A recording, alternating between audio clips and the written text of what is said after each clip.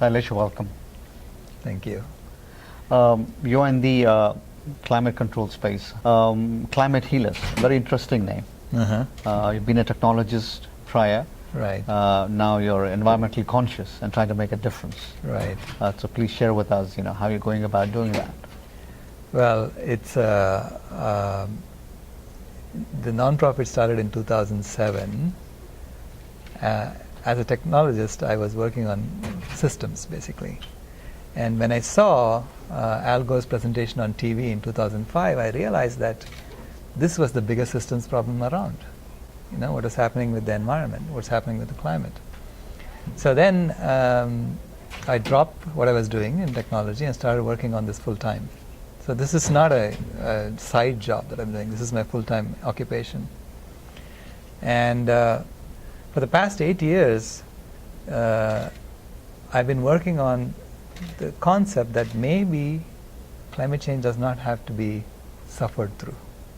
That it is actually a signal from nature saying we have to change what we are doing, change our systems, change our behaviors, and that climate can actually be healed. So that's the basis of the name Climate Healers, that climate can be healed.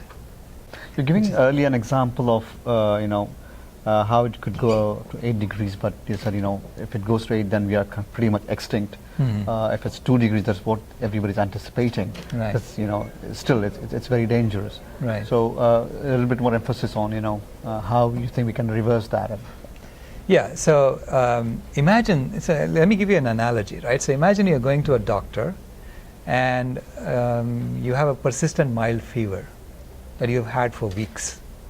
And you go to the doctor and you say, can you look at this and find out what's going on? And the doctor examines you and he says, actually, sir, you have cancer. And your fever is going to get worse. Okay? And the best I can do is to stabilize your fever at 102. And the worst is that your fever is going to go to 110 and you're going to die. The Earth is in a similar situation because it is, when you increase the temperature quickly, it's as if the Earth has a fever. And the Earth behaves roughly the same way as any of her creatures. So if we have a 10-degree fever, we are dead in Fahrenheit, right? The same way, if you have a 10-degree fever in Fahrenheit on the Earth, most of the life forms start dying around. Now, the trouble is the doctor assumes that you're going to continue smoking, that you're going to continue eating carcinogens every day, that you will never change your lifestyle. This is the way you're going to live. And so he's trying to do the best he can while the cancer rages on.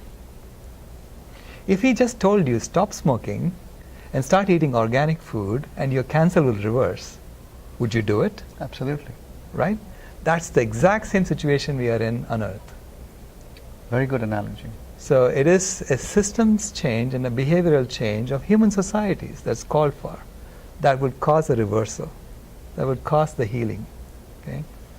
I mean, we've always heard that fossil fuels are the main reason for climate change. It is actually a partial story. There are lots of greenhouse gases, okay? CO2 is only one of them. And in fact, the other gases are roughly equal to the CO2 effect, except we have aerosols that compensate for the other gases. Okay, so the aerosols have negative effect. So what is happening is that we are ignoring those other greenhouse gases and focusing on just the CO2 because we have assumed that those two will cancel out. But if we stop emitting CO2, those aerosols will also disappear. And when they disappear, those other gases become the main problem. Okay, so fossil fuels we have been emitting since 1750, and since 1750, yes, they have been the dominant source of greenhouse gases, but deforestation is roughly 1/3 since 1750. So deforestation is responsible for like 160 gigatons of carbon emitted, and fossil fuels are like 400 gigatons of carbon. But deforestation did not start in 1750. You see, deforestation has been going on since we started agriculture. For 10,000 years we've been deforesting. So the estimate is that overall deforestation has caused more carbon emissions than fossil fuels combined. It's more like 500 gigatons for that. Okay, so which means the Earth has been removed of, the forests have been removed, And the Earth has actually sequestered a lot of that extra carbon in the Arctic in peat. And if we reduce our CO2 emissions, CO2 in the atmosphere, the peat is not going to come back up. Okay, it's fairly stable. Right. Okay, so which means that if we now reforest on land, we can sequester all the excess carbon and then some. So we can literally heal the planet. So I have a friend who is a professor at University of Illinois in Urbana-Champaign, and I posed the question to him. He's a land carbon expert. His name is Professor Atul Jain. I posed the question to him: if everyone in the world goes vegan, and all the land that we're using for livestock gets released back to nature, how much carbon will the forests sequester? Because the forests are going to come back. Right. Because every year we're hearing that we are deforesting so much, right? So instead, if we release land back to nature, she's going to reforest. And his estimate was 265 gigatons of carbon, which is more carbon than we have put into the atmosphere since the industrial era began. And that's something that people don't know. You see, if people knew that if they change their behavior, the climate can be healed, it's at least an option for you. So you have to put it up to people and say, from the grassroots, are you willing to change behavior or not? This is like Gandhi's movement, you see. Gandhi came to India exactly 100 years ago, this year, in 1915. And he spent 3 years just traveling India. And in 1918, he started the Khadi movement. And the Khadi movement was a totally grassroots movement. And Gandhi didn't even have cell phones. He didn't have internet. He had to walk around and talk to people about the Khadi movement, right? The Khadi movement was very simple. He asked people to change their clothes. Change clothes from British clothes to Indian clothes, made by Indians with Khadar clothes. And within a dozen years, it bankrupted all the textile mills in Manchester. So it was a significant movement. Not just, it was simple to implement, everybody could join. It was significant, it was substantial, and it was a spiritual movement because it helped people connect with each other. Right. And it helped people overcome all their differences. And it brought the British to the negotiating table. So that was the first step in the Indian independence movement, getting the British to come and negotiate. And then, of course, he did other things, non-cooperation, things like that. So I consider the vegan movement to be the Khadi movement of the 21st century. It's exactly the same. You know, we are being told that we have to suffer through climate change, and the best we can do is a 2 degrees C, which is like a 3.6 degree Fahrenheit increase in temperature, which is like 102 degree fever for the Earth. And instead, I'm saying from the grassroots, we can question this system that says that nothing can change. We can say, let's do something very simple. Let's change what we eat. Okay? And we'll release all this land back to nature, sequester the carbon back in the forest, and that's a substantial thing, and it will connect all of us together. It's a spiritual movement as well.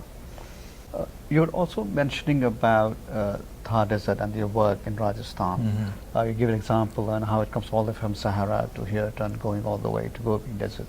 And then the erosion, that it's not contained, it can go all the way to Delhi. Right. So, appreciate if you can elaborate on that. So basically, the Thar Desert is the end of the Sahara Desert. It's really one big continuous desert. And it ends in Rajasthan right near the Aravalli Hills. And on the Aravalli Hills, there are forests.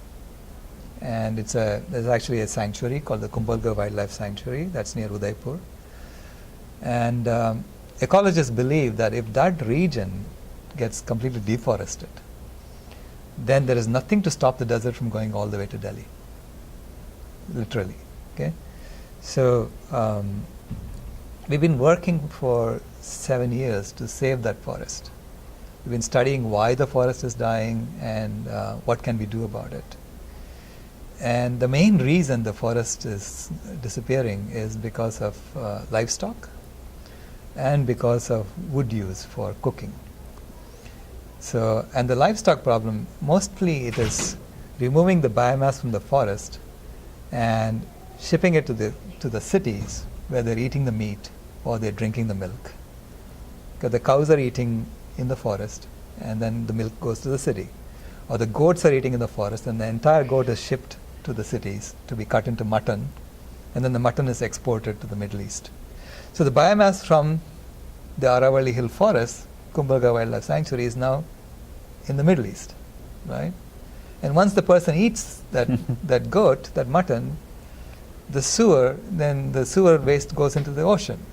So we are taking the biomass from the Thar desert, from the Aravalli Hills, and putting it in the ocean, right? That's really what's going on. That's why the forest is dying. So we work, we are talking about doing a vegan movement, addressing the educating people to change their eating habits. That's the only way we're going to address the livestock issue. Sure. But the poor people, they still have to eat, and they still have to cook. And they're using the wood in the forest for the cooking. So the forest is being attacked from below because anything new that's grown is being eaten by the livestock. And it's being attacked from above because all the dead wood is being removed and burnt for cooking. So of course it's going to die, right? So, and the amount of wood that's being removed for cooking far exceeds what can be sustainably removed, because there are lots of households within the sanctuary itself, and the neighboring areas are also getting all the wood from the same forest. So we have been studying how to reduce the wood use for cooking. And initially we gave them solar cook stoves. Because there's so much sunlight falling, right, in Rajasthan.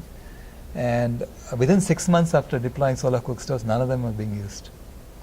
Because it was the exact opposite of what the women wanted. They don't cook outside, they cook inside. They don't cook standing up, they cook sitting down. And they don't want their food toppled over because of wind. And they didn't want birds pooping on their food. So there are all these problems with the solar cook stove that was a user issue.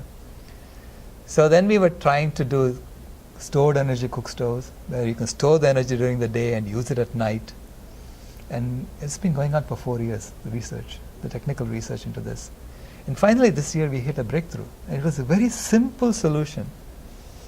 Basically we realized that their cook stove had all the things that they needed. And it was efficient, it was insulated very well. It was not efficient. It is using more wood than it needs to. But it was insulated well, the children could play around it, and they all knew how to work with it. Their tawa sits on it perfectly. And then we realized that the efficiency was low. It's like close to less than 10% efficiency for thermal efficiency. The efficiency is low because of all the embers that are falling from the wood. So the embers are falling from the wood as it's burning, and they're piling up. And that is the reason for the soot. That's the reason for low efficiency of the cook stove, of the chula. So in every Western fireplace, if you go and see, you will see a grate for the wood. And that grate increases the efficiency. It provides airflow. It removes soot. So we know in the rich homes how to reduce soot. We know in the rich homes how to improve the efficiency. But we just haven't deployed that in the poor homes.